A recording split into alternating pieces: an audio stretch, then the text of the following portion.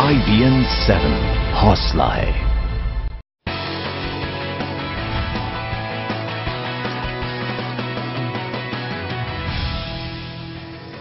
और देश दिन भर में हमारे रिपोर्टर्स आपके शहर की हर जरूरी खबर लेकर तैयार हैं। दिल्ली से जुड़ रहे हैं हमारे संवाददाता ब्रजेश तिवारी, उसके अलावा लखनऊ से शलमनी त्रिपाठी, जयपुर से हमारे संवाददाता भवानी सिंह और पटना से जुड़ रहे हैं हमारे सहयोगी चंद्रमोहन और साथ ही साथ अहमदाबाद से जनक दवे हमारे साथ हैं। लेकिन खबरों के सिलसिले की शुरुआत करते हैं दिल्ली से। खबरें जानते हैं ब्रजेश तिवारी से। पूर्व केंद्रीय मंत्री और कांग्रेस नेता कृष्णा तीरथ भी आज बीजेपी में शामिल हो गई। दिल्ली बीजेपी अध्यक्ष सतीश उपाध्याय की मौजूदगी में उन्होंने पार्टी की सदस्यता ली। बीजेपी में हर रोज नए चेहरों के शामिल होने का सिलसिला जारी है। किरण बेदी, शाजिया इल्मी, विनोद बिन्नी के बाद दिल्ली कांग्रेस की वरिष्ठ नेता और पूर्व केंद्रीय मंत्री कृष्णा तीरथ भी बीजेपी में शामिल हो गईं। बीजेपी ज्वाइन करने से पहले कृष्णा तीरथ ने सुबह पार्टी अध्यक्ष अमित शाह से मुलाकात की। तीरथ दिल्ली से विधायक और दिल्ली सरकार में मंत्री भी रह चुकी हैं। सूत्रों के मुताबिक कृष्णा तीरथ पटेल नगर से कांग्रेस का टिकट चाहती थी, लेकिन पार्टी ने उन्हें टिकट देने से इनकार कर दिया। इससे नाराज तीरथ ने आखिरकार बीजेपी का दामन थाम लिया। कहा जा रहा है कि अब वो बीजेपी के टिकट पर विधानसभा का चुनाव लड़ सकती हैं। जो नीति, जो एक डिसिप्लिन इस भाजपा में है, उसको लेके जब मैंने बहुत सोचा तो उसको लेके मुझे यहाँ आना हुआ और मैं समझती हूँ कि मैं जनमानस की सेवा कर सकूं। दिल्ली बीजेपी में बाहरी नेताओं का आने का सिलसिला लगातार जारी है। बाहरी नेताओं को तवज्जो मिलने से पार्टी के कुछ नेता खासे नाराज हैं। यही वजह है कि किरण की चाय की पार्टी पर बीजेपी के कुछ नेता शामिल नहीं हुए। किरण बेदी के नाम पर बीजेपी में किचकिच शुरू हो गई है। किरण बेदी ने मेयर से लेकर बीजेपी के सभी सांसदों को चाय पार्टी पर अपने घर बुलाया। बेदी की इस चाय पार्टी से कई नेता नाराज बताए जा रहे हैं। सांसद मनोज तिवारी ने तो यहाँ तक कह दिया कि वो किसी और के बुलाने पर किसी के घर चाय पीने नहीं जाते। हमारे नेता ने नहीं बुलाया था, इसलिए हम नहीं गए। न मैं किसी और के बुलाने से किसी के यहाँ चाय पीने जा सकता हूँ। मेरा अपना मत है कि हमारे नेता हैं, हमको जो कहेंगे वो हम करने को तैयार हैं। हालांकि बाद में ऊपर से पड़ रहे दबाव के बाद मनोज तिवारी के तेवर नर्म पड़ गए। दिल्ली में कैट्स एम्बुलेंस के निजीकरण के विरोध में कर्मचारी बेमियादी हड़ताल पर चले गए हैं, जिसकी वजह से मरीजों को अस्पताल ले जाने और ले आने में काफी दिक्कतें हो रही हैं। एम्बुलेंस न मिलने की वजह से एक मरीज की मौत भी हो गई। दिल्ली में कैट्स एम्बुलेंस के 600 कॉन्ट्रैक्ट कर्मचारियों की बेमियाद हड़ताल में करीब 200 पक्के कर्मचारी भी शामिल हैं। हड़ताल की वजह से कैट्स के सभी एम्बुलेंस अपने बेस पर ही खड़े हैं। यही नहीं, कैट्स के हेल्पलाइन 102 नंबर पर भी कॉल्स नहीं सुने जा रहे। एम्बुलेंस नहीं चलने से अस्पतालों में अफरा तफरी का माहौल है। परिजन मरीजों को मोटरसाइकिल और दूसरे वाहनों से किसी तरह अस्पताल लेकर पहुंच रहे हैं। सिंघू बॉर्डर पर घायल एक मरीज की सही समय पर एम्बुलेंस न मिलने की वजह से अस्पताल ले जाते वक्त मौत हो गई। ये हमने सरकार को पहले अल्टीमेटम दिया था, 1 हफ्ते पहले। उन्होंने हमारी मांगे नहीं मानी और इसका कैट्स का निजीकरण करना चाहते हैं। ये कुछ निजी लोग हैं जो अपने स्वार्थ के लिए ऐसा काम कर रहे हैं। और ना ही हमारी कोई 3 साल हो गया हमें, ना तो कोई सैलरी बढ़ी है हमारी, ना कोई इंक्रीमेंट। हमारे सहयोगी अमित पांडे ने खास बातचीत की किरण बेदी से। आइए सुनते हैं। एक धमाकेदार तरीके से बीजेपी ने अपने चुनाव का आगाज किया है और हमारे साथ किरण बेदी जी मौजूद हैं। किरण मैम, ये बताइए कि पुलिस अफसर से राजनेता और समाज सेवा, अब क्या आगाज है, क्या कहना चाहेंगे? कोई नेता नहीं, यहाँ समाज सेवा ही है। यहाँ कोई नेता के लिए नहीं आई, मैं समाज सेवा के लिए आई हूँ। ये तो भगवान ने आप बना रहे नेता, मैं तो समाज सेवा के लिए आई। केजरीवाल बनाम किरण बेदी, मुझे ऐसे शब्द नहीं आते। ये बताइए प्रायोरिटी क्या होगी आपकी? बहुत कुछ, सारी सरकार मिलके काम करे, सारी सरकार तंदुरुस्त। मैंने आपको आज 5P, 6P और 6S दिए हैं, जरा समझिए उसको ध्यान से। सबसे इम्पोर्टेंट, बहुत सारी चीजें इम्पोर्टेंट है, हर चीज इम्पोर्टेंट है। तो साफ तौर पर इनका कहना है हर चीज जरूरी है। अमित पांडे, दिल्ली, IBN 7। आगे की खबरों के लिए चलते हैं लखनऊ अपने सहयोगी शलमनी के पास। बीपीओ कंपनी बनाकर फर्जीवाड़ा करने के आरोप में नोएडा पुलिस ने एक इंजीनियर को गिरफ्तार किया है। आरोप है कि इस इंजीनियर ने बीपीओ में नौकरी देने के नाम पर लोगों से 5-5 लाख रुपए वसूले थे। नोएडा पुलिस की गिरफ्त में खड़ा ये शख्स पेशे से इंजीनियर है। इस पर आरोप है कि इसने 26 लोगों को बीपीओ में नौकरी दिलाने के नाम पर करोड़ों रुपए ठगे हैं। आरोप है कि रविकांत नाम के इस शख्स ने लोगों से 5-5 लाख रुपए लिए हैं। लोगों को धोखा देने के लिए रविकांत ने सेक्टर 2 में एक फर्जी बीपीओ भी खोल रखा था। रविकांत ने सभी लोगों को एग्रीमेंट लेटर भी दिया है और उन्हें दफ्तर में बाकायदा ज्वाइन भी कराया है, लेकिन जिस कंपनी के लिए काम किया जा रहा था वो कंपनी ही फर्जी निकली। इसके बाद पीड़ितों ने पुलिस से इस धोखाधड़ी की शिकायत की। पुलिस ने मौके पर पहुंचकर आरोपी इंजीनियर को गिरफ्तार कर लिया है। रविकांत तिवारी को, ये पेशे से इंजीनियर है। इसके पिताजी रेलवे में अच्छे पद पर नौकरी करते हैं। इसने बीपीओ और केपीओ के नाम पर लोगों के साथ ठगी करके और करोड़ों रुपए का लोगों के साथ धोखा किया है। शादी से इनकार करना एक लड़की के लिए जानलेवा साबित हुआ। शादी से इनकार करने पर सिरफिरे आशिक ने इस लड़की को चलती ट्रेन से नीचे धकेल दिया था। बाद में इलाज के दौरान इस लड़की की मौत हो गई।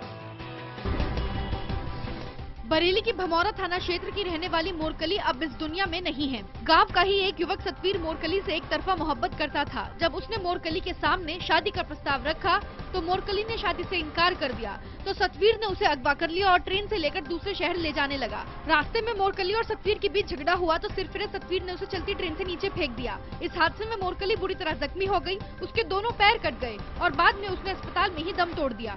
हालांकि मरने से पहले उसने सतवीर के खिलाफ बयान दे दिया था। पुलिस ने आरोपी सतवीर को गिरफ्तार कर जेल भेज दिया है।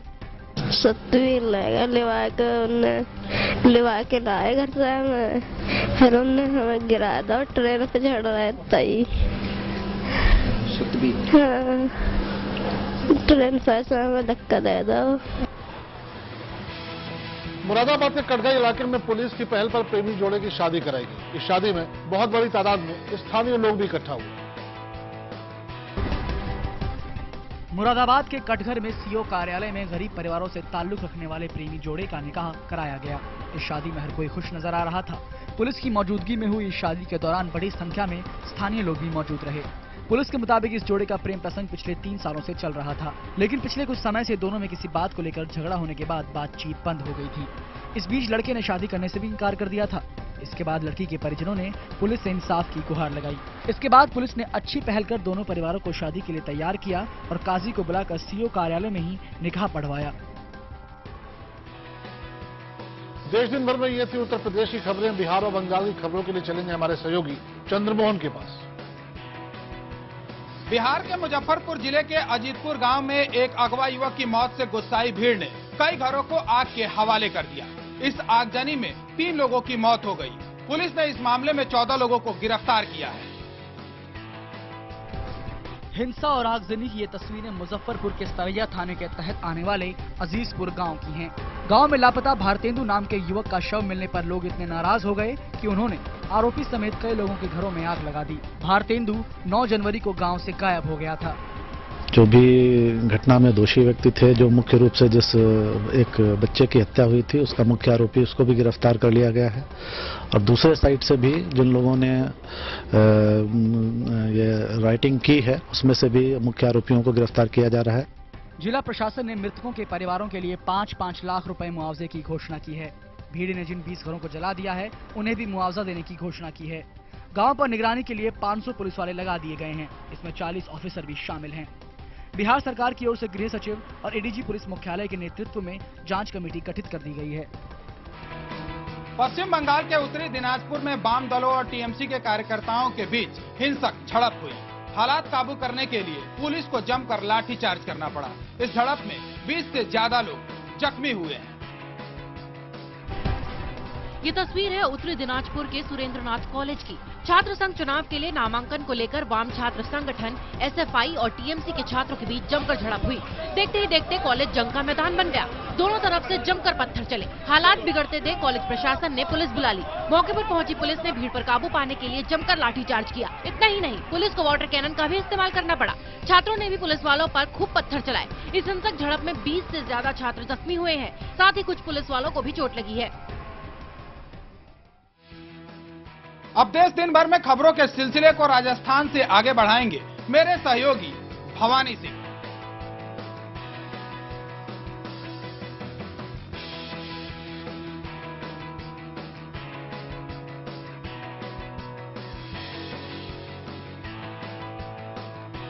जोधपुर के निजी अस्पताल गोयल हॉस्पिटल में संक्रमण वायरस के फैलने से हड़कंप मच गया है। अस्पताल के नर्सिंग कर्मी ही इस संक्रमण की चपेट में आ गए हैं, जिसमें से एक की मौत हो चुकी है। जयपुर के गोयल अस्पताल में फैले संक्रमण की चपेट में आने से दिनेश नाम के एक नर्सिंग कर्मी की मौत हो गई है, जबकि श्रवण नाम के एक और कर्मचारी की हालत नाजुक बनी हुई है। श्रवण के घर वालों ने आरोप लगाया है कि अस्पताल प्रशासन जबरन मरीज को छुट्टी लेने के लिए दबाव बना रहा था। परिजनों के मुताबिक आईसीयू में काम करने वाले 5 लोग इस संक्रमण की चपेट में आए हैं। एक नर्सिंग कर्मी को एयर एम्बुलेंस से अहमदाबाद ले जाया गया है, जबकि एक को दिल्ली एम्स रेफर किया गया है। डॉक्टर इसे हेमोरेजिक फीवर मान रहे हैं। खून के नमूने जांच के लिए पुणे की लैब में भेजे जा रहे हैं। घटना के बाद सीएमओ के नेतृत्व में रैपिड रिस्पांस टीम ने मौके पर पहुंच जांच शुरू कर दी है।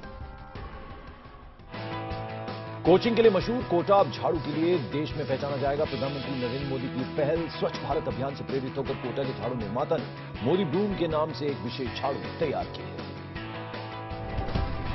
प्रधानमंत्री नरेंद्र मोदी को भेंट करने के लिए बनाई गई इस विशेष झाड़ू में 5 राज्यों से मदद ली गई है। आधा दर्जन से अधिक कर्मचारियों द्वारा 10 दिन में तैयार की गई इस झाड़ू के लिए असम, केरल, तमिलनाडु और राजस्थान से कच्चा माल खरीदा गया और मध्य प्रदेश के कारीगरों ने इसे तैयार किया। देश के सबसे बेहतर झाड़ू के रूप में इसका आवेदन लिम्का बुक ऑफ रिकॉर्ड्स के लिए भी किया गया है। 8.5 फीट लंबी मोदी ब्रूम के नाम से बनाई गई इस झाड़ू पर स्वच्छ भारत अभियान और सबका साथ सबका विकास का नारा लिखा गया है। मेरे जो टीम है, मेरे काम करने वाले लोगों और जो कारीगर है, उन्होंने बोला कि एक ऐसी झाड़ू बनाई जाए जो हम लोग प्रधानमंत्री के स्वच्छता अभियान में भेजें। उसी उद्देश्य से बनाया गया है। जयपुर के होटल मेरियट में ईटीवी राजस्थान के fashion designing award of India का आयोजन किया गया। इस समारोह में फैशन डिजाइनर, फैशन एक्सपर्ट समेत हजारों लोगों ने शिरकत की।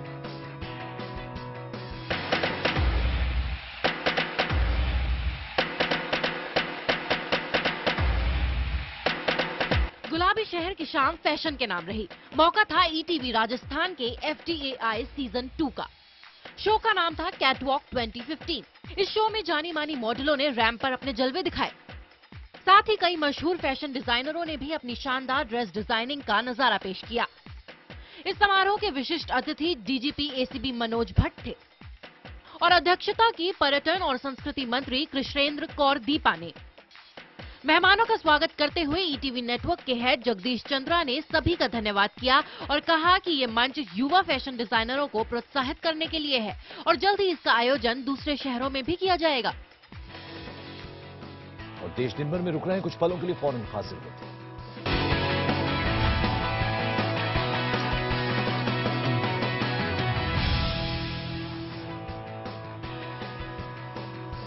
गुजरात के जामनगर में पिछले 24 घंटों के भीतर स्वाइन फ्लू के चलते 2 लोगों की मौत हो गई। साथ ही में देश के अलग अलग हिस्सों में स्वाइन फ्लू का कहर बढ़ता ही जा रहा है। जामनगर में एक ही दिन में स्वाइन फ्लू से 2 लोगों की मौत से पूरे शहर में हड़कंप है। सिर्फ 24 घंटे के भीतर एक महिला और एक युवक की मौत हो गई। दोनों का इलाज शहर के निजी अस्पताल में चल रहा था। स्वाइन फ्लू से अब तक यहां कुल 3 लोगों की मौत हो चुकी है। उधर हैदराबाद में भी स्वाइन फ्लू से 2 लोगों की मौत हो गई। इस साल तेलंगाना में इस बीमारी से मरने वालों की संख्या 7 हो गई है, जबकि राजस्थान के जोधपुर में स्वाइन फ्लू से एक नर्स की मौत से दहशत फैल गई। हालांकि डॉक्टरों को शक है कि ये डेंगू का वायरस हो सकता है। फिलहाल केंद्र सरकार ने सभी राज्यों को स्वाइन फ्लू से निपटने और इलाज के लिए अलर्ट पर रहने को कहा है। वहीं हरियाणा में भी स्वाइन फ्लू का कहर बढ़ता ही जा रहा है। हिसार में स्वाइन फ्लू की चपेट में आने से 15 साल के बच्चे की मौत हो गई। हिसार में स्वाइन फ्लू से अब तक 3 लोगों की मौत हो चुकी है। साथ ही 4 और मरीजों में स्वाइन फ्लू का वायरस होने की पुष्टि हो चुकी है। हालांकि प्रशासन का कहना है कि स्वाइन फ्लू से निपटने के लिए पर्याप्त इंतजाम किए जा रहे हैं। सरकार ने सभी अस्पतालों को स्वाइन फ्लू के मरीजों के इलाज में कोई कसर नहीं रखने को कहा है। साथ ही सरकारी अस्पतालों में अलग से स्वाइन फ्लू के वार्ड बना दिए गए हैं।